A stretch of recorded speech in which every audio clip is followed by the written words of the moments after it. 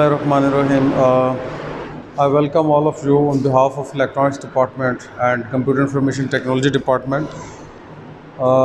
Electronics I T second year के अंदर हर साल हम लोग सब्जेक्ट्स पढ़ते हैं। बेसिकली ये सब्जेक्ट सबसे इम्पोर्टेंट सब्जेक्ट है। उसकी कई वजूहात हैं। एक वजह तो ये है कि आप जितनी चीज़ें पढ़ते हैं सॉफ्टवेयर के लिए या हार्डवेयर के लिए, वो किस तरीके से प्रोसेस करती हैं, उसके बेसिक एलिमेंट्स जो हैं वो आपको बुनियादी तौर पर CIT 244 यानी इलेक्ट्रॉनिक्स के अंदर मिलेंगे। लास्ट ईयर आपने इलेक्ट्रॉनिक्स 1 पढ़ा, उसके अंदर कुछ बेसिक रिलेशंस आपको पता लगे होंगे इलेक्ट्रॉनिक्स के, इसमें एक्टिव और पैसिव डिवाइसेस का थोड़ा बहुत इंट्रोडक्शन था, बुनियादी तौर पे था। तो लेकिन यहाँ पर आगे वास्टली आप लोगों को कुछ पढ़ने को मिलेगा। जहाँ पर मैं आपको जो बताता चलूँ, जो इस साल आप सब्जेक्ट पढ़ रहे हैं उसका नाम है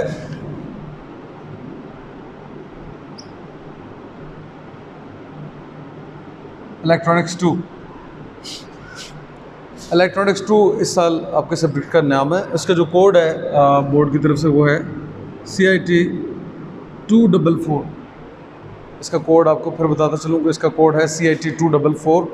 और इसकी जो थ्योरी है, अगर हम मार्क्स डिस्ट्रीब्यूशन में जाते हैं तो इसकी थ्योरी के मार्क्स हैं 150 और जिसके प्रैक्टिकल मार्क्स हैं वो 50 मार्क्स के हैं। तो जो टोटल अगर सब्जेक्ट को मिलाया जाए तो ये कम्प्लीटली एक पैकेज बनता है 200 मार्क्स का। और इससे आपको इस चीज़ का अंदाज़ा हो गया होगा कि आपके IT सेकेंड ईयर के अंदर एक बड़ा हैवी ड्यूटी सब्जेक्ट है ये। उसकी क्या वजह है कि इसके मार्क्स इतने ज़्यादा हैं। बेसिकली इसके अंदर आप 2 सब्जेक्ट्स पढ़ रहे हैं। ये बेसिकली कम्बिनेशन है 2 सब्जेक्ट्स का। माजी में ये दोनों IT सेकेंड ईयर के अंदर कंप्यूटर इंफॉर्मेशन टेक्नोलॉजी में ये दोनों सब्जेक्ट्स अलग थे। लेकिन इस साल ये हुआ कि पिछले गुज़श्ता कुछ सालों से बोर्ड की पॉलिसी चेंज हुई और इन दोनों सब्जेक्ट्स को इकट्ठा किया गया। माजी में ये बेसिकली 2 सब्जेक्ट्स थे, एक डिजिटल इलेक्ट्रॉनिक्स और दूसरा सब्जेक्ट था एनालॉग इलेक्ट्रॉनिक्स।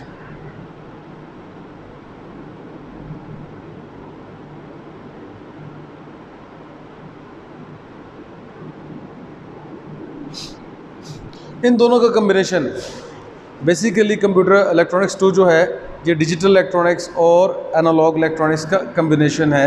यहाँ पर हम थोड़ा सा देखेंगे और इन दोनों सब्जेक्ट से बेसिकली मार्क्स जो बनते हैं 75 और 75%। 75 टोटल बन गया आपके 150। तो प्रैक्टिकल 50 मार्क्स का कंबाइनली इसका किसी एक सब्जेक्ट में फ़ेल होने की सूरत में आप दोनों सब्जेक्ट्स के अंदर फ़ेल कंसिडर होते हैं। इसके पेपर भी 2 होते हैं, 2 पेपर्स के अंदर डिस्ट्रीब्यूट होगा जो आपका एनुअल पेपर होगा।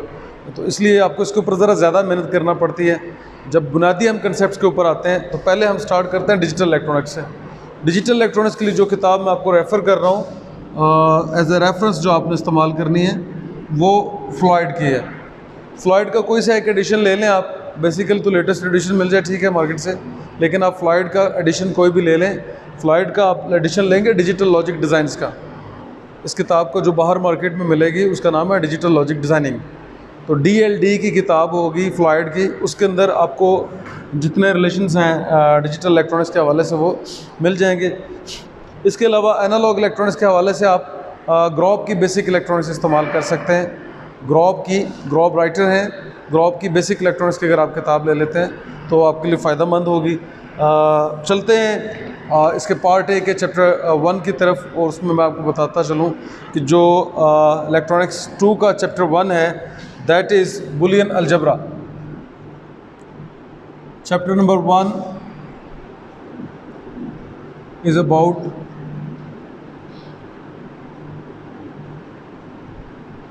Boolean algebra.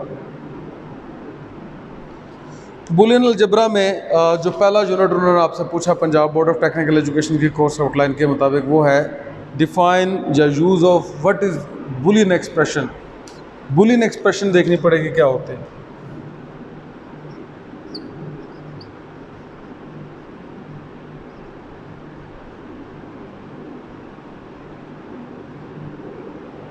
बुलियन एक्सप्रेशन की तरफ जाते हैं तो हमें ये पता लगता है बुलियन अलजबरा जो एक सिंबॉलिकल रिप्रेजेंटेशन है किसी भी इक्वेशन की। फॉर एग्जांपल आप प्लस कर रहे हैं 2 फिगर्स को, या किसी 2 फिगर्स को आप मल्टीप्लाई कर रहे हैं बाइनरी कैलकुलेशंस के अंदर, बाइनरी लैंग्वेज के बारे में आपको इससे कबल जानना ज़रूरी है, तो मैं बताता चलूँ कि बाइनरी बेसिकली आपको पता होगा, बाइनरी इज़ 2 यूनिट्स का 1 और 0 की लैंग्वेज को बाइनरी लैंग्वेज कहते हैं बेसिकली।